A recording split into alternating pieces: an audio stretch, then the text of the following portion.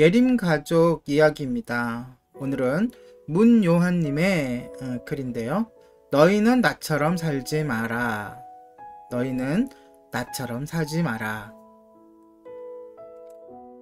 어린 시절 아버지께서 술에 취하시며 꼭 하시는 말씀이 있었습니다. 그것은 너희는 나처럼 살지 말라라는 말씀입니다.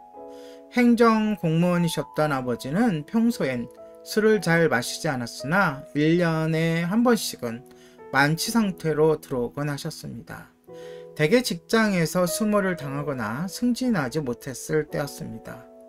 그런 날이면 자고 있는 자녀들을 깨워서 일장 연설을 하셨습니다. 자신이 얼마나 어려운 환경에서 자랐는지, 자신의 꿈을 포기하고 얼마나 힘들게 일하고 있는지, 그리고 세상이 얼마나 부조리한지 등 신세한탄에 가까운 말씀이었습니다. 그 말씀의 끝은 늘 너희는 나처럼 살지 말라 라는 거였죠. 어릴 때는 그 말씀의 의미를 이해하지 못했습니다. 그냥 단순하게 공무원을 하면 안 된다는 말씀으로 받아들였습니다. 그렇다고 제가 딱히 하고 싶은 일이 있는 것은 아니었습니다. 돌아보면 내가 무엇을 원하는지, 어떤 일을 하고 싶은지 진지하게 생각해 본 적이 없습니다. 그저 불안스러운 나머지 삶이 버겁게 느껴졌던 겁니다. 그냥 태어나니까 살고 주어진 일이 있으니 해야 한다는 식으로 살아왔습니다. 그러다 보니 뭔가를 선택하는 게 힘들었고 다른 사람들을 따라갈 수밖에 없었습니다. 한마디로 삶에 대한 주인의식이 없었습니다. 의대에 진학한 것도 부모님의 권유 때문이었습니다. 스스로 선택한 것이 있다면 정신건강의학과를 전공한 것입니다. 그 과를 원해서가 아니라 그 과를 선택할 만큼 제가 힘들었습니다. 다른 사람을 치료하기 위해서가 아니라 저 자신부터 이해하고 치료하고 싶었습니다. 전문의가 되고 차츰 고통이 옅어지자 그 동기조차 약해졌습니다. 저의 인생은 빈 배처럼 물결을 따라 흘러갔고 제가 하는 일은 생계수단 이상의 의미가 없었습니다. 그러다가 30대 중반이 되어 결혼하고 아이가 태어났습니다.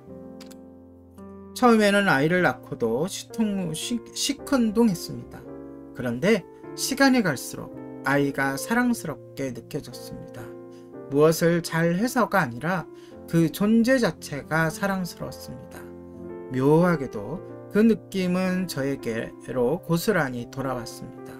무엇인가를 해놔야 한다고 다그치는 마음이 줄어들고 이전보다 저를 편안하게 받아들일 수가 있었던 것입니다. 네, 문요한님의 마치 일기와 같은 그러한 따뜻한 글이었습니다.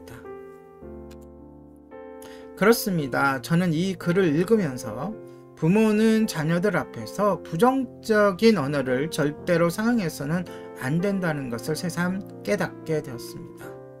그뿐만 아니라 자녀들 앞에서 부모가 바람직하지 못한 모습을 보이는 것도 진정 삼가야 할 일입니다.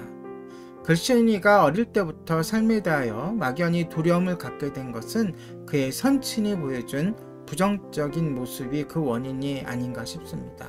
아무튼 부모는 자녀가 자연스레 본받아 살게 되는 모델이고 자녀는 부모의 거울이다 라는 말이 참으로 지당하다는 생각이 듭니다. 그런 의미에서 저는 참 좋은 어머니를 둔 것 같습니다. 이 방송을 통해서 어머니 너무나도 감사드리고 존경하고 사랑합니다. 오늘의 예림 가족 이야기였습니다.